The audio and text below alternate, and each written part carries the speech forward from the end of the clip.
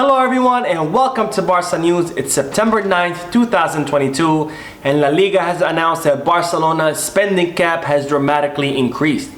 Also, the club are preparing a lawsuit against Atletico de Madrid for the Antoine Griezmann case. And the report has emerged that Barcelona considered not signing Marcos Alonso given the sudden explosion of Alejandro Balde. We have a lot to discuss, so let's begin. Hello everyone, we begin with the news that La Liga has announced that Barcelona's spending cap has increased from a negative 144 million euros to 656.5 million euros. Now La Liga issues these caps on all of its teams every year, and they calculate these caps based on each club's spending and revenues from the previous year. Now, thanks to the activation of the economic levers where Barcelona sold 25% of Barca media rights and 49% of Barca studios, the board of directors were able to salvage Barcelona's financial situation, and they were also able to make all the signings and register them during the summer transfer market.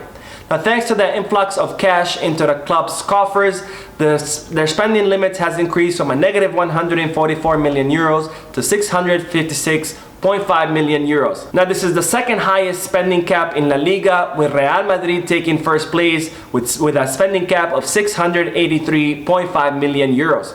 Now, the negative 144 million euro spending cap that Barcelona had last season was thanks to no other than Josep Maria Bartomeu, who ended the 2020-2021 financial year with a 481 million euro loss. Now, speaking of Bartomeu, we all now know his legacy of mismanagement and overspending that caused Barcelona to close its 2020-2021 financial year with a 481 million euro loss, and that plunged the club into a 1.3 billion euro debt. Now, one of the reasons for this financial ruin was Bartomeu's signings, where he spent astronomical transfer fees on players that did not succeed in Barcelona, and he issued salaries to players that were way above market value, and he handed out bonuses to players, their agents, and their former clubs that were also way above market value.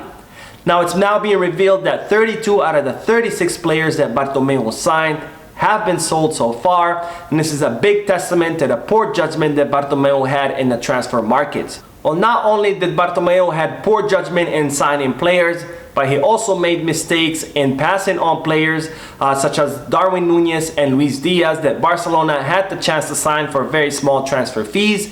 And of course, who can forget when Bartomeu decided to pass on Erling Haaland and instead decided to sign Martin Braithwaite. Now, the four Bartomeu signings that remain at the club are Marc Ter Stegen and Dembélé, who have had their ups and downs with the club, but thankfully are now performing pretty well. There's Frankie de Jong, of course, who has a dysfunctional relationship with the current board because he refuses to lower his astronomically high salary that Bartomeu gave him.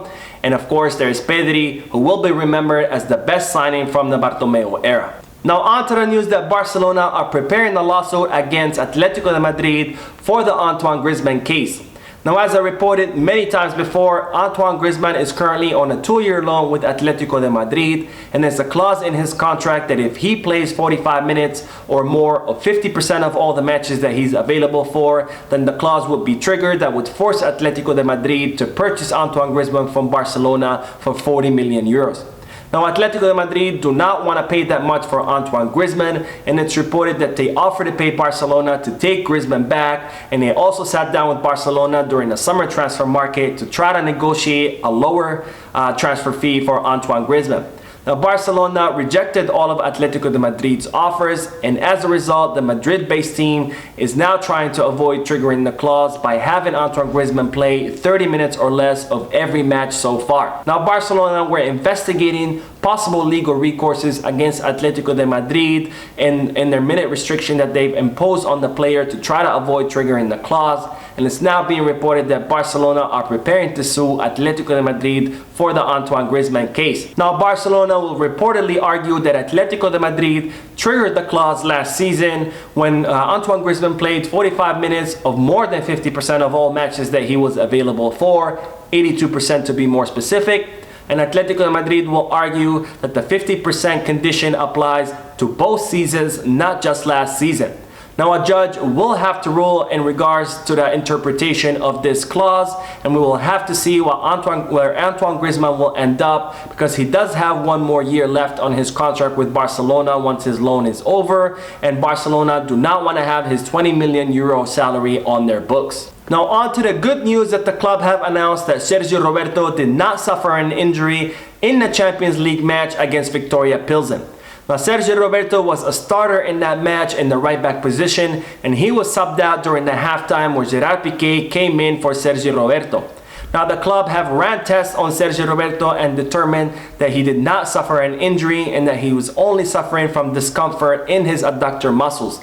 Now the doctors have assured that this discomfort has nothing to do with the injury that Sergio Roberto suffered in his right leg, where he had to undergo a surgery, causing him to miss the second half of last season. Now this discomfort is most likely due to the fact that Sergio Roberto has not played in a long time, and he had a very intense first half against Victoria Pilsen, where he contributed greatly to the team. Now on to the news that Matteo Alemany considered not signing Marcos Alonso given the sudden explosion of Alejandro Balde.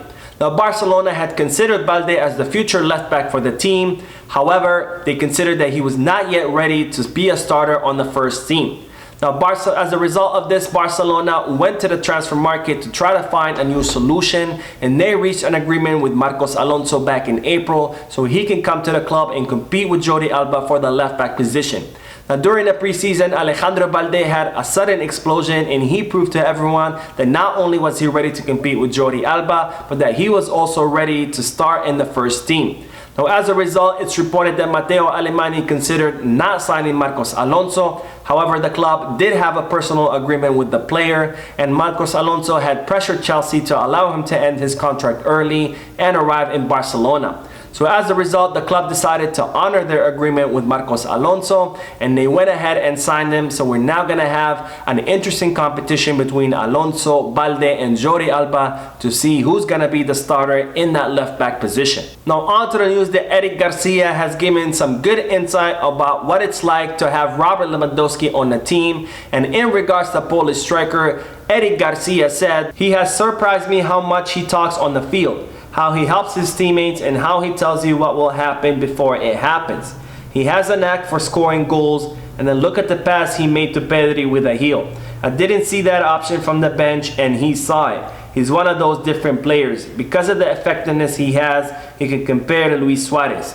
Ball that touch, ball that went inside." Now we all knew that Robert Lewandowski was a goal-scoring machine given his performance during the past several seasons with Bayern Munich, but with Eric Garcia's statements, we're starting to see the greatness of Lewandowski, where within such a short period of time he has emerged as a leader in the locker room and on the field, where he's constantly talking to his teammates, encouraging them, giving them tips and advice on how to play better and how to improve their performance. Now it's also been revealed that Robert Lewandowski has currently the highest scoring rate in the Champions League history with a .85 score ratio, and with Lionel Messi in second place with .83 scoring ratio, and with Cristiano Ronaldo in third place with a .75 scoring ratio. Now as I reported in yesterday's video, which I will leave the link for down below in the description in case you want to check it out, Robert Lewandowski set 2 personal records with his hat-trick in the Champions League against Victoria Pilsen. He has become the first player in the history of the Champions League to score 3 hat-tricks with 3 different teams, and those are Dortmund, Bayern Munich, and Barcelona.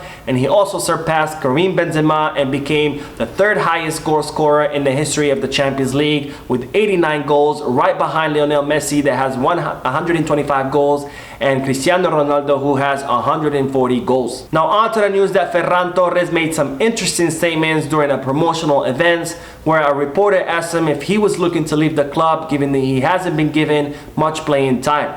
Now to that, Ferran Torres responded that how is he going to leave the club when he has just arrived, and he also asked to be given some time to grow, that he's still very young, and that competition is good for the players. Now I personally don't understand this obsession of the media and some of the fans with Ferran Torres, where they're constantly looking to put him down for his lack of goal scoring. He is, after all, a very young player who just arrived at the club in the winter transfer market, and these negative comments do nothing but reduce the confidence of the player. Now hopefully with the goal and the assist that Ferran Torres had in the Champions League, it will boost his confidence and he will start scoring more goals so he can get all the haters off his back. Now on to the news that Jordi Alba has made some interesting statements in regards to his possible loan to Inter Milan and his lack of playing time. Now as I reported previously, Barcelona had reached an agreement with Inter Milan for the loan of Jordi Alba during the final moments of the summer transfer market. However, Jordi Alba refused to go on loan, and in regards to that possible loan, the player said, "My thoughts was always Barcelona because I see myself prepared to compete for the 2 years remaining on my contract. My commitment is 100%. I'm not going to go into the topic anymore. I'm someone who likes to be told things straight. Not everyone does, but I'm like that. But at this point, it doesn't surprise me anymore in the world of football. I have nothing more to say, although I would like to say more." Now with these statements, Jordi Alba seems to hint that Barcelona were not upfront about his possible loan to Inter Milan, which contradicts that report that we got from the club that Barcelona were very straightforward with Jordi Alba. The Xabi was supposed to sit down with the player and let him know that he didn't count on him this season and that they wanted to loan him to the Italian club so he can have more playing time and he can be ready for the 2022 World Cup. However, it was Jordi Alba himself who said that he didn't want to go to Inter Milan, and in fact he refused to meet with Xabi because he was so upset at the idea of leaving the club. Now in regards to his lack of minutes, the player said, "I don't have to vindicate myself. I've been here for many years and I try to do what's best for the team. I have never complained if I don't play and I hope I can play a lot. I will work and try to help young people." Now I believe that Jordi Alba is having the correct attitude in regards to his situation, that if he wants to play more minutes, he needs to train and work as hard as possible to increase his performance, because everyone benefits from that. Because even though I want to see Alejandro Balde as the starter in the left back position, with Jordi Alba increasing his level of performance would only lead to more competition, which would lead to the increase of performance of all the players involved, and the whole team would benefit from that. So that is it for today. I hope you enjoyed the video. If you did, please give me a like. Also, I would like to invite all of you to please leave a comment down below, giving me all your thoughts and opinions about all the news that I share with you. And finally, I would like to invite all of you to please subscribe to the channel so you can stay current on all the latest news in regards to our beloved club, FC Barcelona. Thank you for watching. I will see you in the next video. And as always, Visca Barça.